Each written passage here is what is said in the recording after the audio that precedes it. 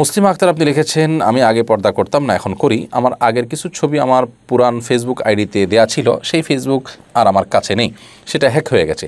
শত চেষ্টা করার পরও আইডি ফেরত আনতে পারিনি। এদিকে পরপুরুষরা দেখছে আর আমার গুনাহ হচ্ছে। এখন আমি কি করব?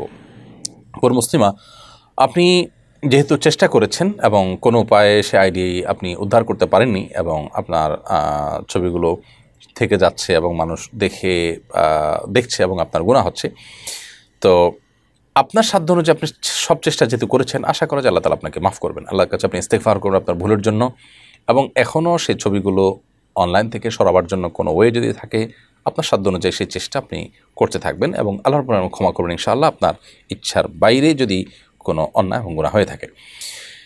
তবে এই ধরনের গুনাহ করার সময় আমাদের এই জন্য চিন্তা করা উচিত যে গুনাহগুলো, প্রতিটা গুনাহেরই ভয়াবহতা অনেক বেশি, কিন্তু কিছু কিছু গুনাহ আছে যে গুনাহগুলো আসলে এর ক্ষতিকর দিকগুলো আমাদেরকে দীর্ঘমেয়াদে বহন করে বেড়াতে হয়, সেজন্য সেগুলো থেকে বাঁচার আপনার চেষ্টা আমাদের থাকতে হবে। এমনি শাহিন আপনি লিখেছেন, আমি পাশের বাড়ির একটা মেয়েকে ছোটোবেলা থেকে খুব ভালোবেসে আসছি, কিন্তু সে জানে না।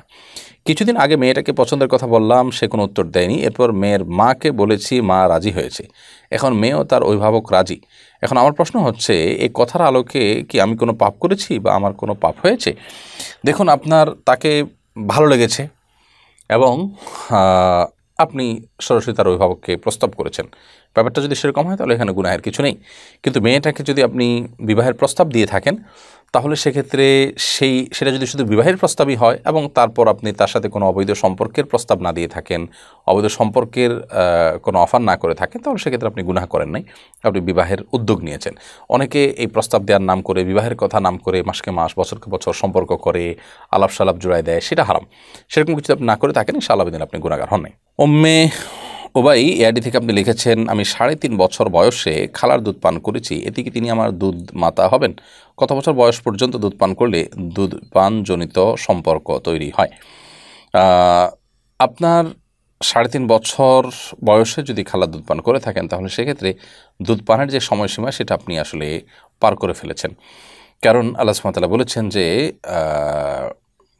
আপনার হাওলাইনি কামিলাইনি লিমান আরাদা আন ইউতিম্মার রাদাআ, দুধের সময় যদি কেউ পূর্ণ করতে চায়, তাহলে সেক্ষেত্রে তার জন্য 2 বছর হলো সময়, অর্থাৎ 2 বছরের মধ্যে দুধ পান করলে সেটার মাধ্যমে দুধ সম্পর্ক তৈরি হবে। ডলি তালুকদার আপনি লিখেছেন, পালক সন্তানের পড়ালেখা, বিয়ে, অন্যান্য কাজে আসল বাবা মায়ের নাম জানা না থাকলে কি করা উচিত? আসল বাবা মায়ের নাম যদি না থাকে, বাবা মাকে আমরা আসলেই জানি না, তাহলে সেক্ষেত্রে যেহেতু তার কাজ চালাতে হবে, সেহেতু বাবার নাম আব্দুল্লাহ, মায়ের নাম ওইরকম কিছু একটা, মানে যে আল্লাহর বান্দা, এরকম কিছু একটা দিয়ে কাজ চালানো যেতে পারে। আর যদি আপনাদের নিজেদের নাম দিয়ে আপনারা কাজ চালান, সেক্ষেত্রে তার বাবা মা যে আসলে ভিন্ন কোনো ব্যক্তি, তাদের নাম জানা যায়নি বা পরিচয় জানা যায়নি, সে বিষয়টা হাইড করা উচিত হবে না। গিয়াস আপনি লিখেছেন, মসজিদের ব্যানারে টাকা কালেকশন করে সেই টাকা মাদ্রাসা কবরস্থানে ব্যয় করা যাবে কিনা? মসজিদের ব্যানারে টাকা কালেকশন করেছেন এবং লিখেছেন যে মসজিদের উন্নয়নের জন্য বা মসজিদের জন্য দান করুন, সেই টাকা দিয়ে আপনি মাদ্রাসা বা কবরস্থান ব্যয় করতে পারবেন না। কিন্তু মাদ্রাসা বা কবরস্থানের জন্য মাদ্রাসার জন্য টাকা তুলেছেন, সে টাকা দিয়ে আপনি মসজিদ করতে পারবেন। কারণ মাদ্রাসার জন্য মসজিদ আবশ্যক, মসজিদের জন্য মাদ্রাসা আবশ্যক নয়। অতএব মাদ্রাসার একটা মসজিদ দরকার হয়, মাদ্রাসার কল্যাণেই মসজিদ হয়েছে, বিধায় মাদ্রাসার ফান্ডের টাকা দিয়ে মসজিদ হতে পারে। কিন্তু মসজিদের কল্যাণেই মাদ্রাসা হতে হবে, ব্যাপারটা এরকম নয়। সেক্ষেত্রে দুটা পৃথক প্রতিষ্ঠান হয়ে যায়। এজন্য মসজিদের জন্য টাকা তুলে সেই টাকা দিয়ে মাদ্রাসা নির্মাণ করা বা সেটা দিয়ে কবরস্থান নির্মাণ করা জায়েজ নাই। এটা অত্যন্ত সূক্ষ্ম একটা বিষয়, আমরা অনেকে না বোঝার কারণে এই ভুলটা করে থাকি। মসজিদের উন্নয়ন সংশ্লিষ্ট যত কাজ হতে পারে সেগুলো আপনি করতে পারেন মসজিদের টাকা দিয়ে। অতএব দান কালেকশন করার ক্ষেত্রে সততার সাথে কালেকশন করতে হবে।